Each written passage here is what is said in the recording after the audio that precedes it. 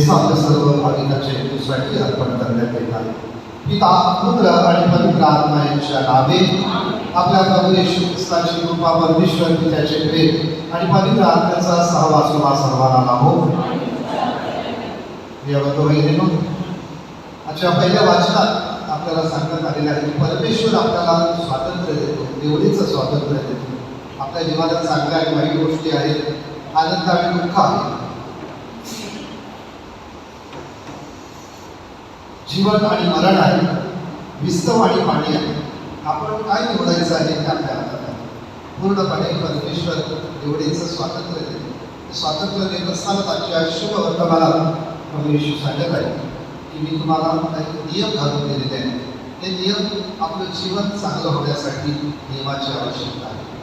जे नियम रद्दबातल किंवा दुरुस्त करणे आवश्यक आहे ते अवश्य करण्यासाठी ते आलेलं आहे. आपल्या दैनंदिन जीवनात आपल्याला योग्य ते निर्णय घेता येईल आणि प्रभूने आपल्या जीवनासाठी जे नियम आखून दिलेले आहेत त्याद्वारे आपल्याला प्रभूची कृपा लाभावी म्हणून या दिवसामध्ये प्रार्थना करू. त्या पवित्र रहस्याच्या उत्सवात सहभागी होण्यासाठी आपण पात्र करा म्हणून नम्रपणे परमेश्वराकडे आपल्या घडलेल्या चुकांची क्षमा मागू. सर्व शक्तिमान परमेश्वराजवळ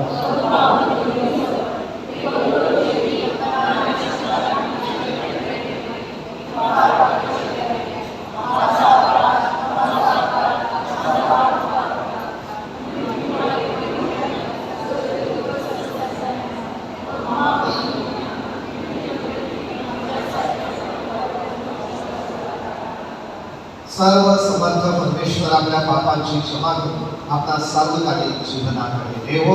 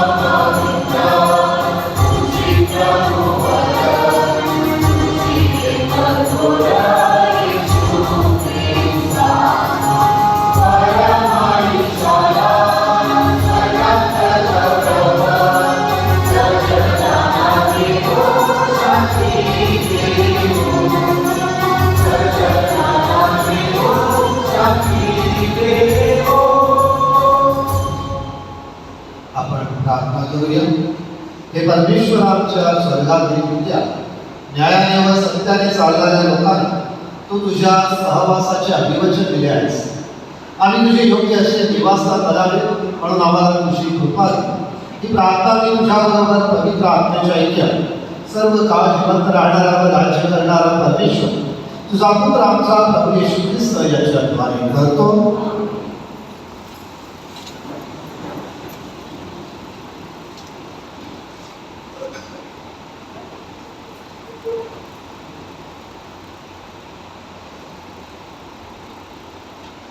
बेलसिरा या पुस्तकातून घेतलेले वाचन.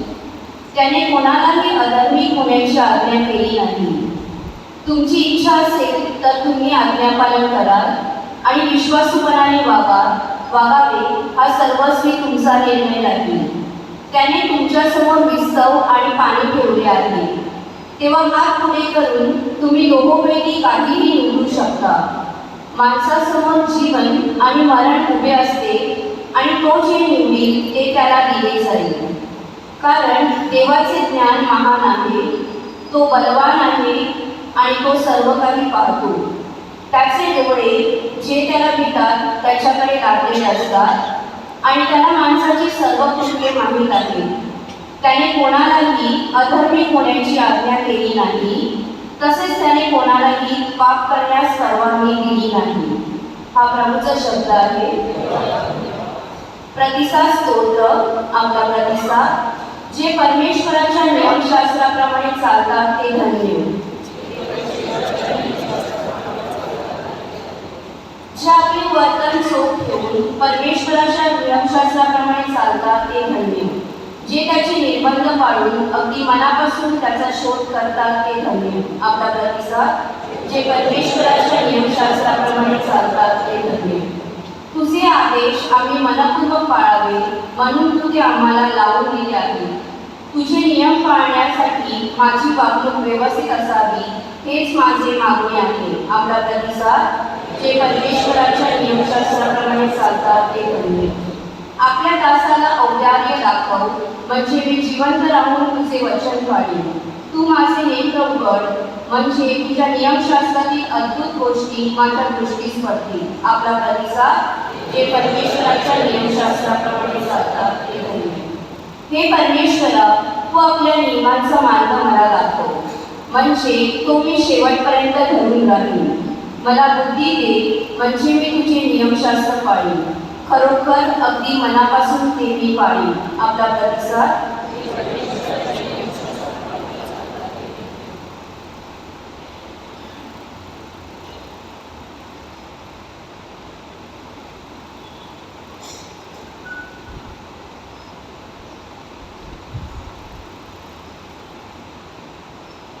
पौलाचे करंथीकरास पहिले पत्र यातून घेतलेले वाचन. गुप्त ठेवलेले ज्ञान देवाने युगाच्या पूर्वी तुमच्या आमच्या गौरवाकरता नेमले होते.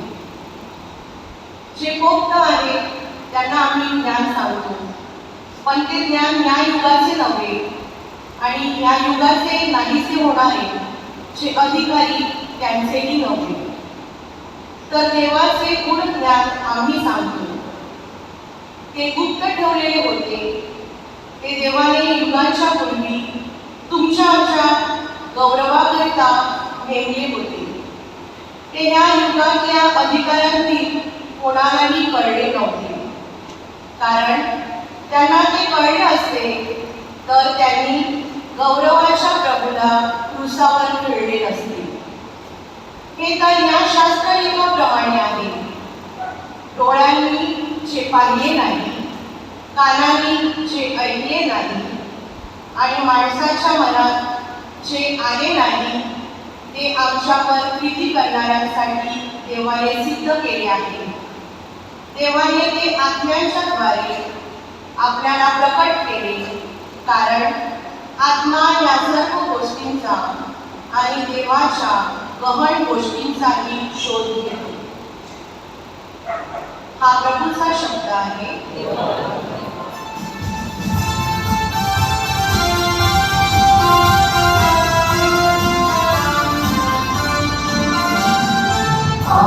Hallelujah.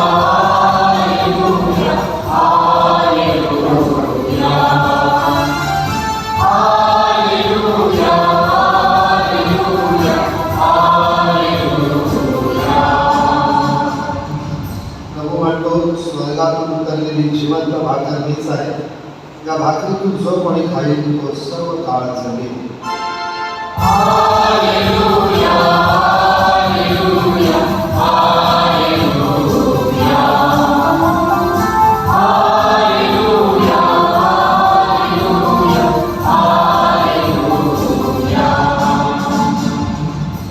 प्रभू तुम्हाबरोबर असो. मत्ती लिखित शुभ वर्तमानातून घेतलेले वाचन.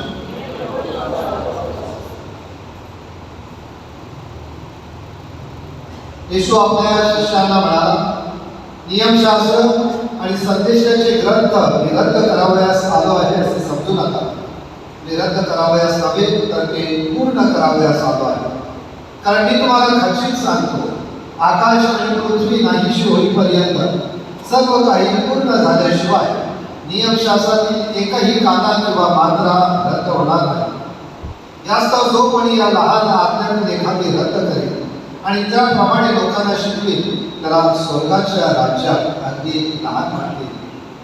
पण जो कोणी त्या आज्ञा पाळेल आणि शिकवेल त्याला स्वर्गाच्या राज्यात महान मानतील. कारण मी तुम्हाला सांगतो, शास्त्री आणि मनुष्य यांच्यापेक्षा तुमचे नीतिमत्व अधिक झाल्याशिवाय स्वर्गाच्या राज्यात तुमचा प्रवेश होणारच नाही. खून करू नको आणि जो खून करेल तो न्यायसभेच्या दंडास पात्र होईल असे प्राचीन लोकांना सांगितले होते हे मी ऐकले आहे. मी तर तुम्हाला सांगतो, जो कोणी आपल्या भावावर उगाच रागावेल तो न्यायसभेच्या शिक्षेस पात्र होईल.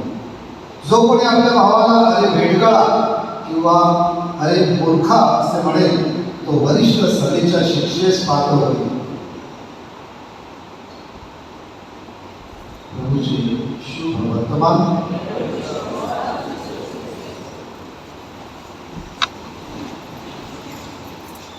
सुमारे 30-40 वर्ष अगोदर आपल्याकडे टीव्ही होती. त्या टीव्हीवर फक्त 2च चॅनल दिसायचे. हिंदी दूरदर्शन आणि दुसरं सह्याद्री चॅनल. ज्यांना हिंदी बघायचं आहे त्यांनी हिंदी दूरदर्शन. आणि मग संध्याकाळी 7 वाजले की मराठी बातम्या आणि त्यानंतर एकदम सिरियल. एवढा सकाळ अख्खा दिवस त्या टी व्हीच्या बाजूला पण जात नसे. हे अगोदरचं चित्र होतं. आता एवढी चॅनल झालेली आहे की सकाळ दुपार रात्री कधी पण आपल्या हातात रिमोट आला की आपण सर्फिंग चालूच असते. हे काय आवडलं नाही करते, ते ना आवडलं करते, ते ना आवडलं करते. ऑप्शन्स भरपूर आहेत. पूर्वी 2च ऑप्शन होते, एक किंवा ते. आणि एवढे ऑप्शन असल्यामुळे जसे ऑप्शन टी व्हीवर आहेत तसे मोबाईलवर पण. मोबाईलवर सगळं जगातलं त्याच्यात आहे. कर्म दुनिया मुठी में, तसं सगळी दुनिया आपल्या हातात आहे. पण त्याच्यातनं काय घ्यायचं आणि काय टाकायचं, काय चांगलं आहे काय वाईट आहे, तर दोन्ही प्रकारचं आहे. टी व्हीवर पण बघितलं त्याप्रमाणे आपण आपल्याला आवडीचं चॅनल निवडतो. कुठचंही चॅनल रटा किंवा कंटाळवाणा घेत नाही.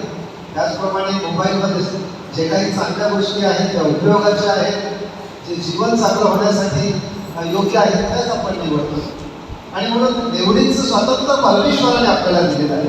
आणि आजच्या पहिल्या वाचनात बेनझिरा या पुस्तकात आपल्याला सांगण्यात आलेलं आहे की जगात चांगल्या आणि वाईट गोष्टी आहेत. जगात पाणी आणि विस्तव आहे. जगात जीवन आणि मरण आहे. योग्य अयोग्य सगळ्या गोष्टी आहेत. आपण मात्र जे परमेश्वराने सत्संग विवेकबुद्धी दिलेली आहे, निवडीचं स्वातंत्र्य दिलेलं आहे, त्याद्वारे योग्य तेच आपल्या जीवनात निवडलं पाहिजे. आणि ते जर निवडलं, आपण अयोग्य निवडलं आपल्या पायावर आपण दगड मारून ठेवलं. आपण चुकीचं निवडलं त्यानंतर त्याचे परिणाम आपल्याला कालांतराने अनुभवायला मिळतात. आणि म्हणून परमेश्वराने जेव्हा आपल्याला स्वातंत्र्य दिलं तेव्हा तो एखाद्या पोलिसासारखा दंडुका घेऊन आपल्या पाठी लागला नाही. काय करतो, कुठे जातो. परमेश्वराने माणूस म्हणून आपल्याला ती प्रतिष्ठा आणि स्वातंत्र्य दिले. त्या स्वातंत्र्याचा गैरवापर करायचा की योग्य वापर करायचा ते आपल्या हातात आहे. गैरवापर केला त्याचे दुष्परिणाम आपण भोगत असतो. आणि म्हणून प्रभू येशू किंवा परमेश्वर आपल्याला पहिल्या वाचनात दुसऱ्या वाचनात तोच संदेश देत आहे की निवडीचं स्वातंत्र्य. तर शुभ वर्तमानात प्रभू येशू ख्रिस्त सांगत आहे आपलं जीवन चांगलं होण्यासाठी जसं आपली निवड प्रक्रिया चांगली असावी तसे निवडीमध्ये नियम देखील घालून दिलेले आहेत. ते नियम आपलं जीवन चांगलं होण्यासाठी फायदेशीर आहे. आजच्या प्रतिसाद स्तोत्रामध्ये सुंदर असं प्रतिसाद आहे की जे परमेश्वराचे नियम पाळतात, जे परमेश्वराच्या नियमशास्त्राप्रमाणे चालतात ते धन्य आहे. परमेश्वराने नियम आपल्याला जीवन चांगलं होण्यासाठी स्थापित केलेले आहे. आपल्याला माहिती आहे की अगोदर इस्रायलमध्ये 613 नियम होते आणि ते नियम खूप जाचक होते. लोकांना त्याचं भूतदंड सहन करावं लागत असे. जे शास्त्रीय मनुष्य आहेत ते लोकांना शिकवत असताना जास्त तुम्ही नियम पाळा, जो जास्त नियम पाळेल तो स्वर्गात जाईल असं सांगितलं जात असे. म्हणजे जेवायला बसताना, हातपाय धुताना, मंदिरात येताना खूप सारे नियम होते. आणि जेव्हा प्रभू येशूचा उदय झाला तेव्हा प्रभूने सगळे नियम जे ठेवले ते रद्द केले असं नाही. आपल्याला इथे सांगण्यात आलेलं आहे ते अपूर्ण होते, ते त्यांनी पूर्ण केले. ते दुरुस्त करण्याचं काम प्रभूने केलं. आणि म्हणून प्रभू येशू ख्रिस्ताने एकच नियम संपूर्ण जगाला दिला, तो म्हणजे प्रीतीचा नियम, प्रेमाचा नियम. Love your self, love your God, love your neighbour and love your enemy. जसं स्वतःवर प्रेम करतो, देवावर प्रेम कर, शेजाऱ्यावर प्रेम कर आणि शत्रूवर प्रेम कर. प्रेमाचा हा सुंदर असा एकच नियम प्रभू येशू ख्रिस्ताने दिला. प्रभूला माहिती आहे की ज्या गोष्टी आहेत ज्या नियमाने पैशाने होऊ शकणार नाही त्या प्रेमाने होऊ शकतात. हा नियम देत असतानाच कालच आपण आपल्याकडे व्हॅलेंटाईन डे साजरा करतो. काहीकाचं असं समज आहे की व्हॅलेंटाईन डे हा फक्त तरुण मुलामुलींचा आहे, पण तो सगळ्यांचा आहे, सगळ्यांसाठी आहे. आणि व्हॅलेंटाईनची सुरुवात कोणी केली तर फक्त परमेश्वर पित्याने सुरुवात केलेली आहे. परमेश्वर पित्याचं मानव जातीवर एवढं प्रेम होतं की ते प्रेम व्यक्त करण्यासाठी पहिली गोष्ट परमेश्वराने केली ती म्हणजे संपूर्ण सृष्टीची निर्मिती केली. ते संपूर्ण पाणी, समुद्र, डोंगर, नद्या, नाले, झाडं, फुलं, फळं, पक्षी या सगळ्याची निर्मिती परमेश्वराने केली आणि या सगळ्याचा मालक पण होतो. त्याने माणसाला निर्माण केलं. एकच कारण आहे परमेश्वराचं माणसावर असलेलं प्रेम. पहिलं व्हॅलेंटाईन परमेश्वराने साजरा केलेला आहे. त्यानंतर परमेश्वर थांबला नाही. परमेश्वराचं प्रेम असं चालूच होतं. त्याचा पुढचा भाग म्हणून त्याने आपला एकुलता एक पुत्र आपल्या कारणासाठी दिला. हे परमेश्वराचं पुढचं प्रेम. आणि तिथेही परमेश्वर थांबला नाही. त्या सगळ्याचा कळस म्हणून गुड फ्रायडेला आपण म्हणणार की परमेश्वराने त्याच्या एकुलत्या एका पुत्राच्या बलिदानासाठी, जीवनाची आहुती देण्यासाठी मागे पुढे बघितलं नाही. हे सगळं एकाच गोष्टीमुळे ते मानव जातीवर देवाचं असलेलं प्रेम आणि बिनशर्त प्रेम, अनकंडिशनल. आणि खरा व्हॅलेंटाईन त्याचा अर्थ तो आहे. आणि म्हणून प्रभू येशू ख्रिस्ताने ते संत पॉल हे करंथीकरास पाठवलेल्या पत्रात सांगितलं आहे की विश्वास, आशा आणि प्रीती या तिन्ही महत्त्वाच्या आहेत, परंतु त्या तिघामध्ये प्रीती सर्वश्रेष्ठ आहे. हा प्रीतीचा सुंदर असा नियम आणि संदेश प्रभू येशू ख्रिस्ताने आपल्याला दिलेला आहे. आपल्याला प्रभू सांगत आहे की हे नियम दुरुस्त करण्यासाठी आणि पूर्ण करण्यासाठी आलेला आहे. आपल्याला नियमाची आवश्यकता आहे. धर्माचे नियम आहेत, समाजाचे नियम आहेत, राजकीय नियम आहेत, शाळेचे नियम आहेत, हॉस्पिटलचे नियम आहेत, RTOचे नियम आहेत. हे सगळे जेव्हा आपण नियम पाळतो, नियम माणसासाठी ठेवलेले आहेत.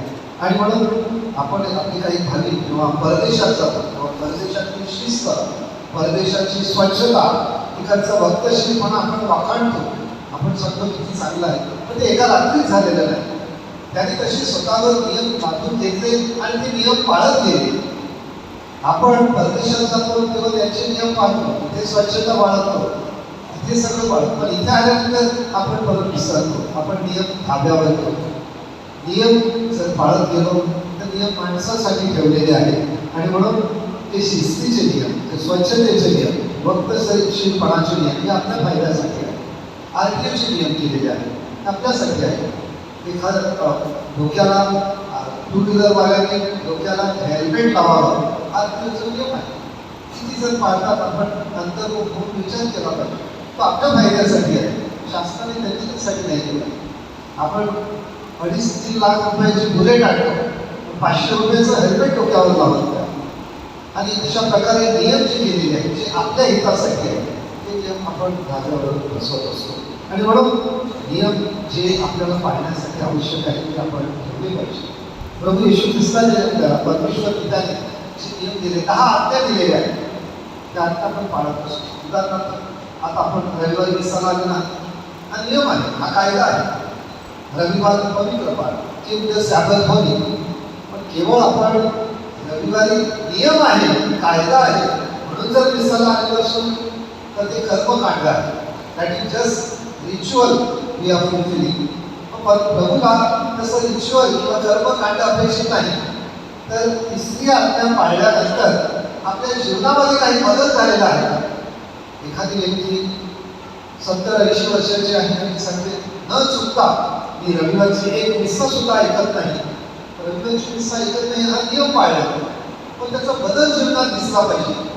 जेव्हा मिस्साचं साक्रामेंट देवळात संपन्न होतो, पण खरी मिस्सा ही या गेटच्या बाहेर सुरू होते. आणि जेव्हा आपण बाहेर जातो, आपल्याला लोक भेटतात, आपल्या गाव परिवारात, आपल्या कुटुंबात, आपल्या समाजात जो संदेश इथे ऐकलेला आहे तो आपल्या वागणुकीद्वारे, शब्दाद्वारे जेव्हा आपण आचरणात आणतो तेव्हा खरी मिस्सा सुरू होते. नियमाचा अर्थ तो आहे, प्रभूला अपेक्षित आहे की नियम तुम्ही पाळता पण तो आचरणात आणता. आणि म्हणून प्रभू येशू ख्रिस्त इथे सांगत आहे पुढच्या पॅरेग्राफमध्ये, खून करू नको आणि जो खून करेल तो न्यायसभेच्या दंडास पात्र होईल. असं प्राचीन लोकांनी सांगितलं होतं, हे मी ऐकलं आहे. पूर्वीच्या काळचा नियम होता खून करू नको, त्याला शिक्षा होणार. प्रभू पुढे जाऊन सांगत आहे, जो कोणी भावावर रागावेल, उगाच त्याला वेडगा आणि मूर्ख म्हणेल, तो पण खून केल्याच्या बरोबरच आहे. कारण खून करणे ही एक ॲक्शन झाली, कृती झाली, पण त्याची सुरुवात हे कारस्थान अंतःकरणात शिजत असते. अंतःकरण किती स्वच्छ आहे. आणि भावाला, तुमच्या शेजाऱ्याला, नातेवाईकाला अपशब्द काढणे, अपशब्द शिव्यागाळी करणे हे सुद्धाच या चुकीमध्ये किंवा पापामध्ये येत असते. आणि म्हणून प्रभू येशू ख्रिस्त किंवा कोरड्याप्रमाणे नियम पाळण्यामध्ये सांगत नाही की केवळ मी नियम पाळला, मिसाला आलो तर फक्त तो तेवढा अपेक्षित नाही. तर ते आपल्या अंतःकरणाद्वारे, आपल्या आचरणाद्वारे, आपल्या वागणुकीद्वारे दिसलं पाहिजे. तो खरा नियम आपल्या जीवनात असतो. आपल्या धर्माचे अनेक नियम आहेत, उपासनेचे नियम आहेत. आपण बघतो की उपासनेची वाचनं आहे, उपासनेची गाणी आहे, उपासनेची विधी वस्त्र आहे. आगमन काळात वेगळी असतात, उपवास काळात वेगळी असतात, सामान्य काळात वेगळी असतात. ती कोणालाही वाटलं म्हणजे कोणतंही वाचन घेता येत नाही. तिथे नियम दिलेले आहेत की कोणत्या दिवसाचं कोणतं वाचन आहे, कोणत्या काळातली कोणती गाणी आहे. अंत्यविधीची गाणी वेगळी, लग्नाची विधीची वाचनं वेगळी, त्याचा विधी वस्त्र वेगळे. हे सगळे नियम अशासाठी उपासनेचे दिलेले आहेत की आपली उपासना अर्थपूर्ण व्हावी, शिस्तबद्ध व्हावी आणि भाविकांना परमेश्वराच्या जवळ येण्यासाठी त्या उपासनेचा लाभ व्हावा. म्हणून हे सगळे नियम केलेले आहेत. पूर्वीच्या काळी नियम होते साधारणतः 40-50 वर्ष अगोदर की आपल्याकडे लॅटिनमध्ये मिसा व्हायची, कारण तो व्हॅटिकनमधून नियम होता. संपूर्ण जगात एकच भाषा होती. द्वितीय व्हॅटिकन परिषद झाली आणि त्यामध्ये बदल झाला, नियम बदलला की भाविकांना त्यांच्या भाषेमध्ये मिसा करता यावी. आणि म्हणून जगातल्या जेवढ्या भाषा आहेत तेवढ्या सगळ्या भाषेमध्ये आता मिसा होऊ लागली. पूर्वी फक्त एकच भाषा होती. का तर नियमामध्ये बदल केला की माणूस हा केंद्रबिंदू ठेवलेला आहे. माणसाला अपेक्षित असलेलं की त्या माणसाचा फायदा उन्नती झाली पाहिजे, की केवळ कायदा करायचं म्हणून नाही, त्या कायद्यामुळे माणसाला फायदा झालेला आहे का. पूर्वी काय होतं, एखाद्या माणसाचा अपघात झाला, त्याला हॉस्पिटलमध्ये नेण्या अगोदर पोलीस केस व्हायची, मग त्याची नाव नोंदणी व्हायची, मग कुठे झाला, कोण त्याला, कोणी बघितलं, अरे एवढं सगळं होईपर्यंत त्याचं बरंचसं रक्त गेलेलं असेल, अपघात झालेला आहे. आता त्या नियमात बदल झालेला आहे. आता सांगण्यात आलेलं आहे कुणाचाही अपघात होऊ नये, पहिली ट्रीटमेंट चालू करायची आणि मग सगळे बाकीच्या फॉर्मॅलिटीज. कारण माणूस हा महत्त्वाचा आहे.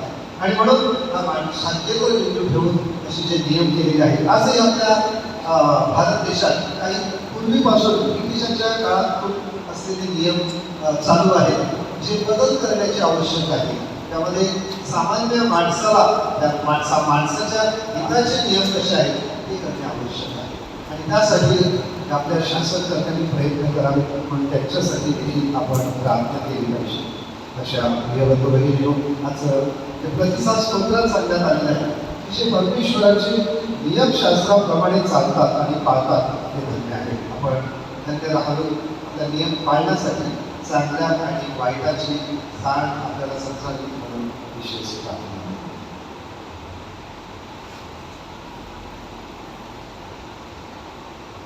आपण आपली श्रद्धा प्रकट करूया.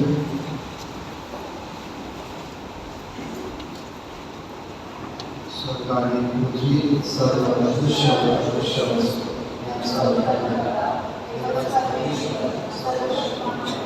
यावर एकच तो सर्व आणि त्यांनी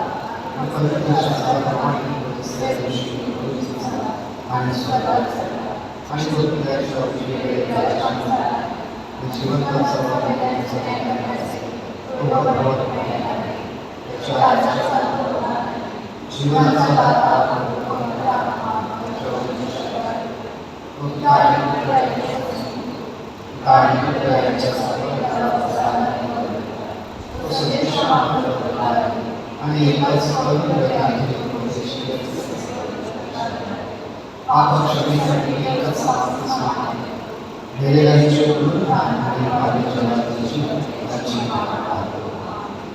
श्रद्धावंतांच्या प्रार्थना आपल्या विनंत्या आपण प्रभूचरणी घेऊया.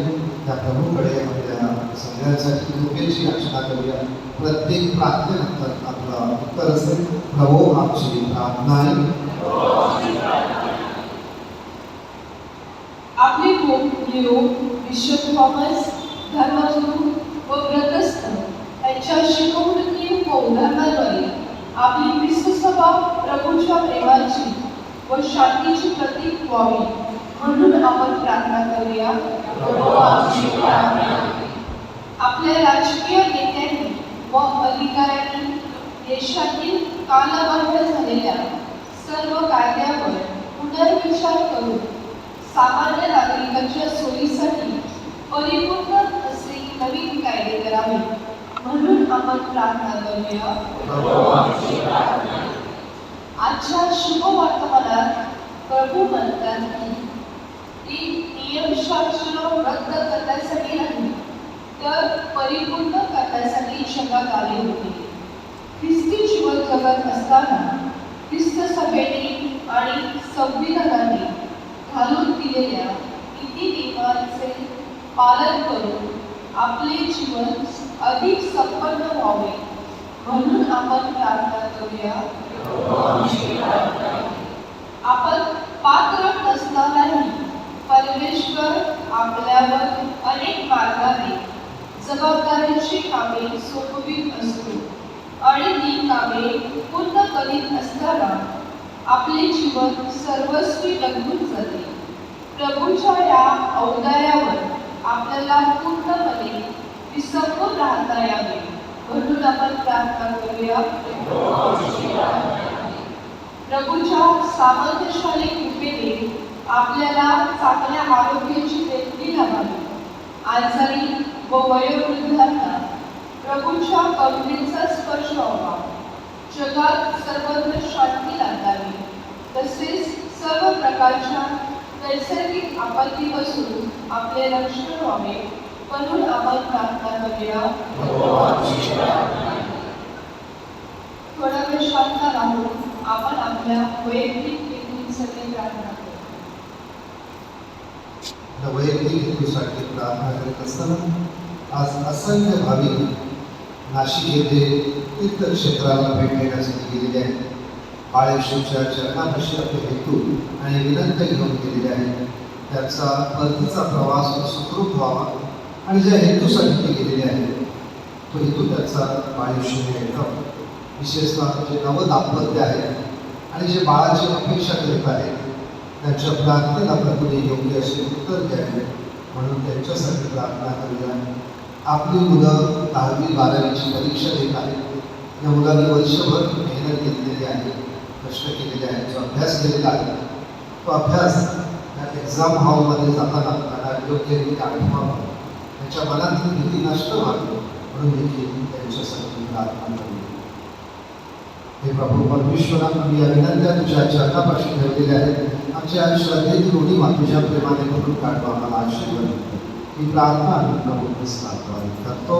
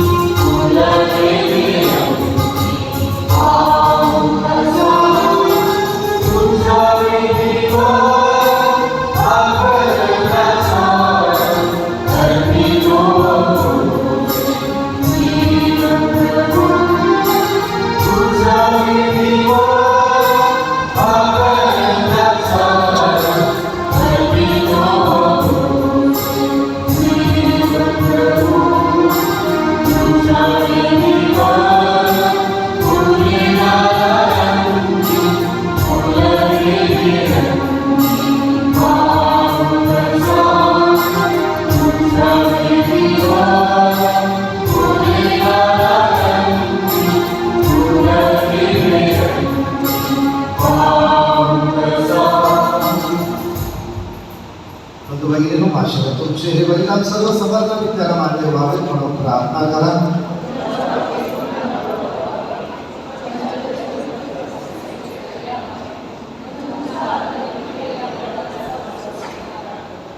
हे प्रभू, तुझ्या दिव्य शब्दाच्या आदेशाला अनुसरून आम्ही हे दान तुला अर्पण करत आहोत.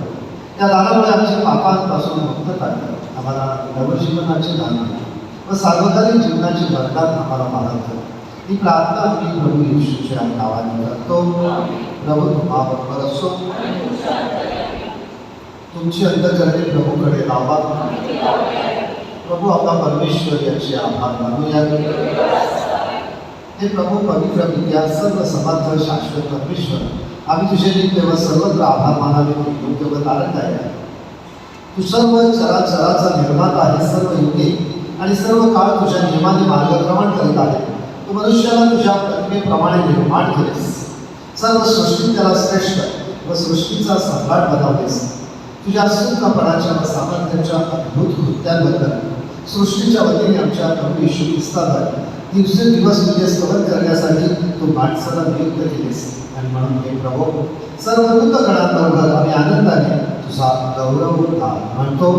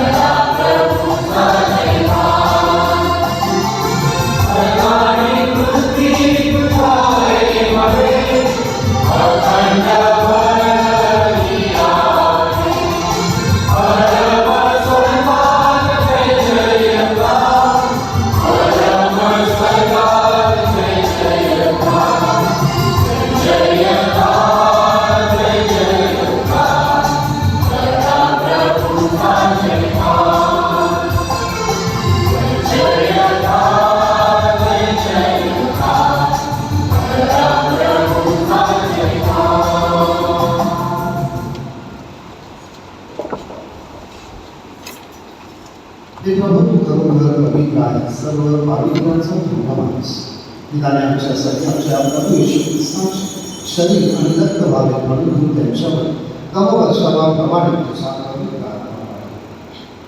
जेव्हा प्रभू येशूचा विश्वासघात करण्यात आला आणि तो स्वेच्छेने दुःख भोगाला सामोरे गेला, तेव्हा त्याने भाकर घेतली, आभार मानून ती बोलली, आपल्या शिष्याला दिली आणि म्हटले, तुम्ही सर्वजण हे घ्या आणि खा, कारण हे माझे शरीर आहे, हे तुमच्यासाठी अर्पिले जाईल.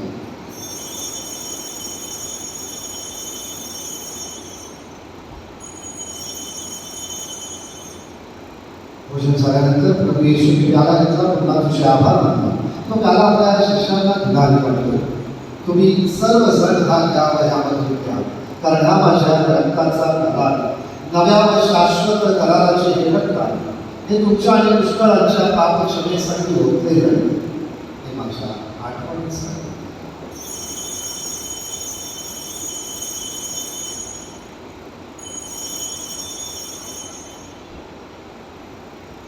श्रद्धेचे रहस्य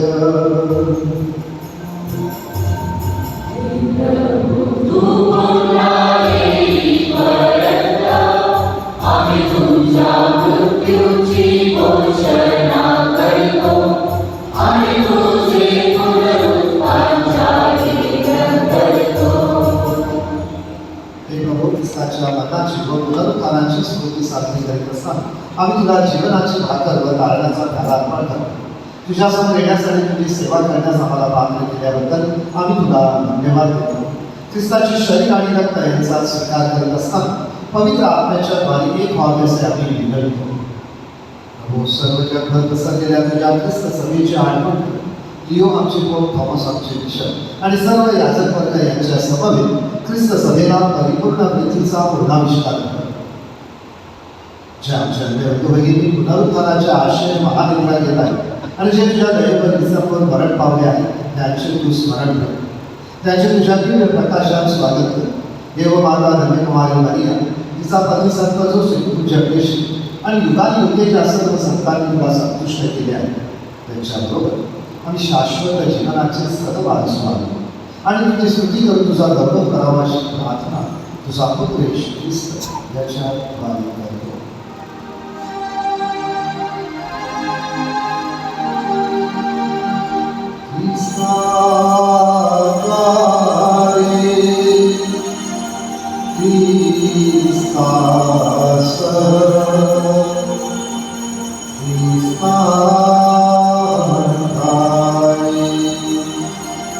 पवित्र आत्म्याच्या ऐक्या हे सर्व समर्थ विद्या नम्र तुझ्या भारी तुझा सन्मान तुझा गौरव सदा सर्वदा हो तुझा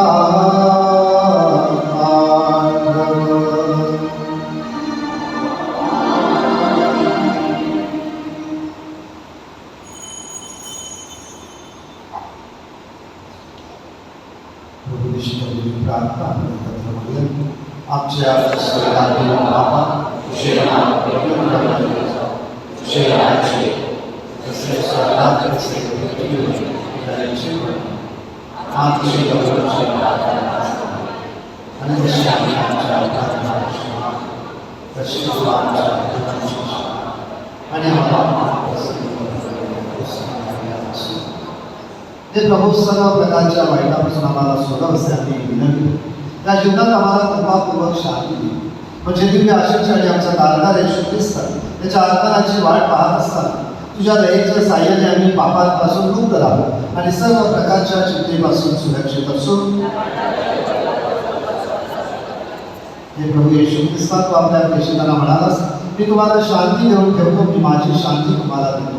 आमच्या पापांकडे पाहू नकोस, तर तुझ्या ख्रिस्त सभेच्या श्रद्धेकडे पाहा आणि तिला तुझ्या इच्छेनुसार शांती व ऐक्य देण्याची कृपा कर. तू नित्य जीवी असून सदा सर्वदा राज्य करतोस. प्रभूची शांती तुम्हा बरोबर सदा असो. शांती बंधन करू.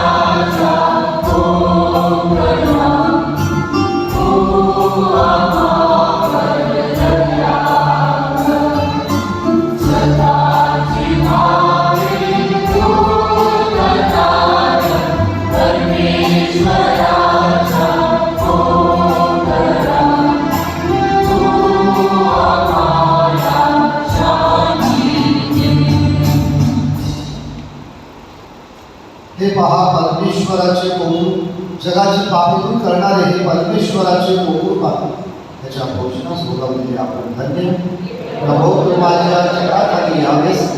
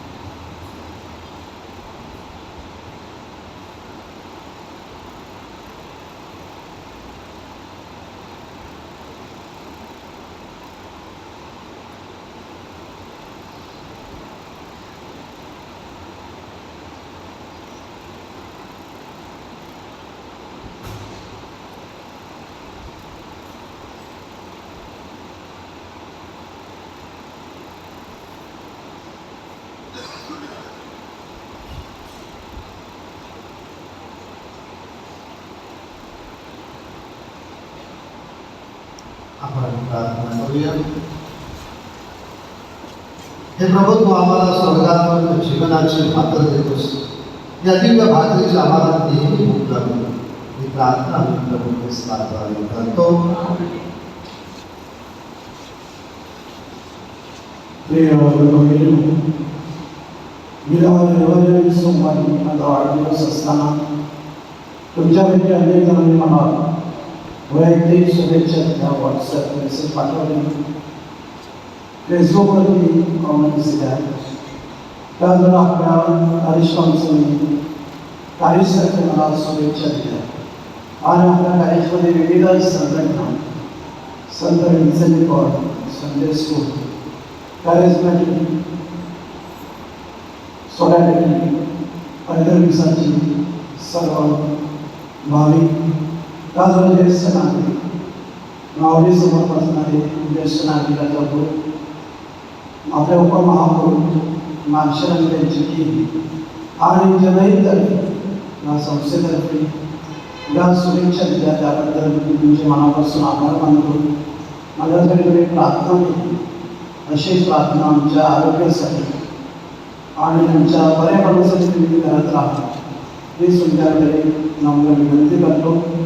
विशेष करून फादर रजेवर असून सुद्धा ते खास माझ्यासाठी विसार करण्यासाठी आहे सोमवारी आणि त्यांच्या मनात दिलं मनोगत होतं सुंदररित्या त्यांनी व्यक्त केला त्याबद्दल मी फादरांचे आभार मानतो. सिस्टरांनी त्यांच्या कॉलेजमध्ये ब्रेकफास्ट आणि केकची व्यवस्था केली होती म्हणून सिस्टरांचे सुद्धा मी आभार मानतो. आणि पुन्हा एकदा सर्व तमाम नाटकांची मनापासून आभार म्हणून परमेश्वराचा आशीर्वाद तुमच्यासाठी मानतो.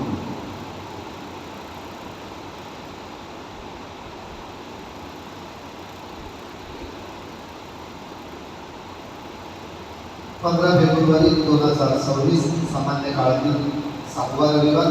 आजची उपासना आठवडी गाव परिवारानिमित्त त्यांना धन्यवाद. पुढच्या रविवारची उपासना चिंचोडी गाव परिवाराची असेल. उद्या सोमवार 16 फेब्रुवारी संध्याकाळी जेरिको मार्च या प्रार्थनेचं आयोजन केलेलं आहे. त्या प्रार्थना संघाने आवाहन केलेलं आहे. प्रार्थनेसाठी आपण मोठ्या संख्येने उपस्थित राहतो. या जेरिको मार्चसाठी मेणबत्त्या लागतात आणि ते मेणबत्त्या विक्रीसाठी आपल्या विन्सेंट पॉलतर्फे बाहेर एक स्टॉल असेल. आपल्याला घरून मेणबत्त्या आणण्याची गरज नाही. त्या स्टॉलवर मेणबत्त्या विक्रीसाठी उपलब्ध असतील आपल्या उपदेश संस्थेच्या वतीने तर आपण तिथून मेणबत्त्या विकत घ्यायच्या आहेत.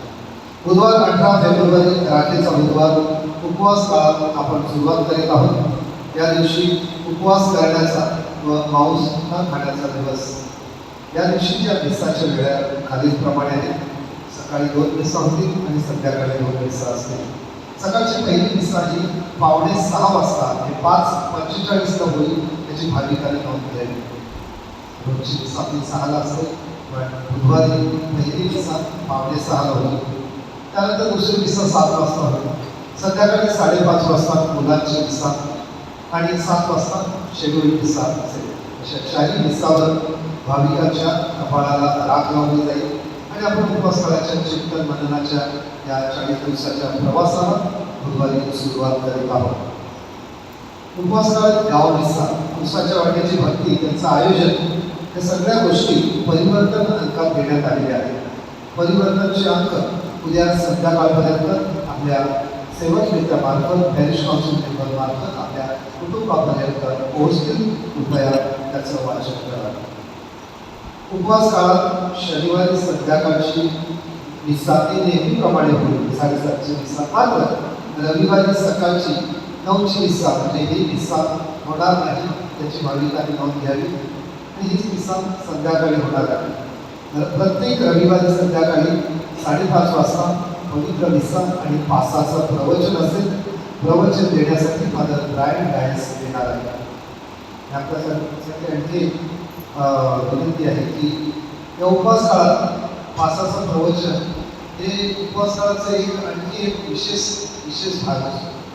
लोक वर्षभरात काहीतरी चांगलं कानावर पडेल ऐकण्यासाठी येतात आणि म्हणून त्या पद्धतीने आपण बाहेरचे धर्मगुरू सांगतो.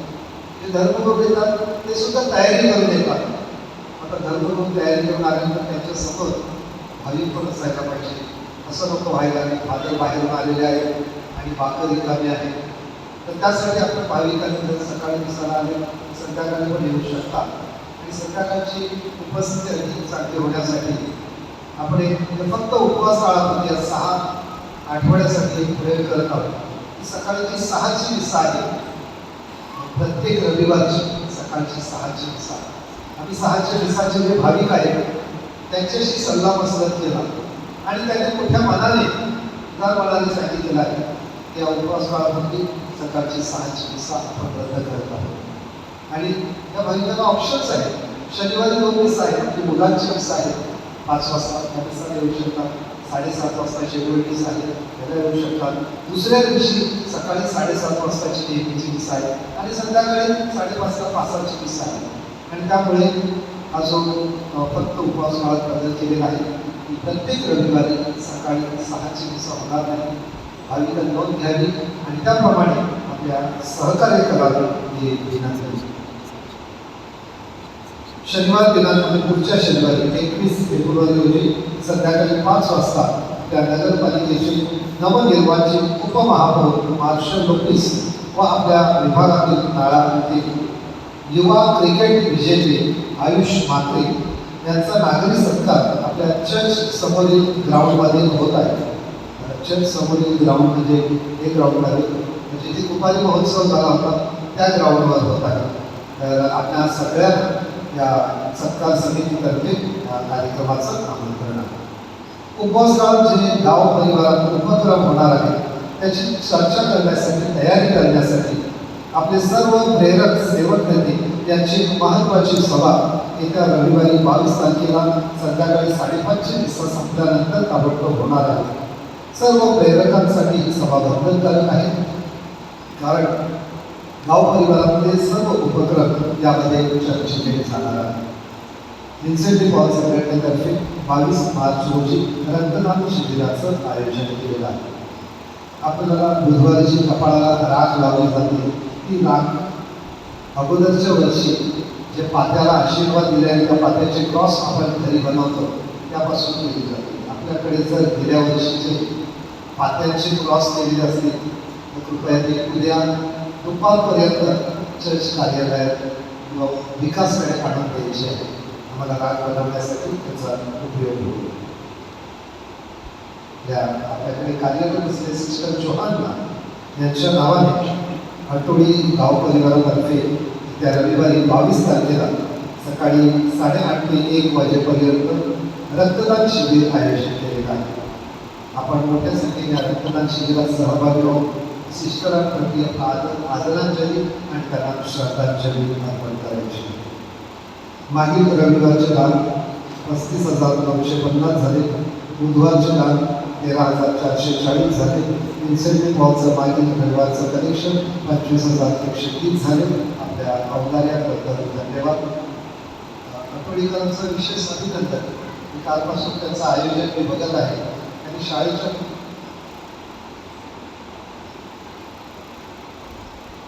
त्यांनी कालपासून तरुण मुलांना शाळेच्या मुलांना आयोजनामध्ये संधी देतात. त्यांच्या पण पहिल्या विचारा बघितला त्यानंतर कालच्या दिवसाला तर आपलं तरुण मुलं चांगलं वाचन करतात. शाळेची मुलं आपलं गाव परिवाराचं आयोजन असतं आपण मुलांना पण संधी द्यायची आहे.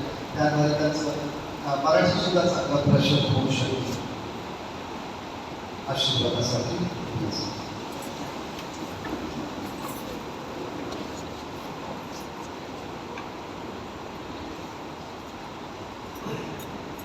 प्रभू तुम्हाबरोबर असो. सर्व समर्थ परमेश्वर पिता पुत्र आणि पवित्र आत्मा तुम्हाला आशीर्वाद देऊ. मिसा समाप्त झाली आहे.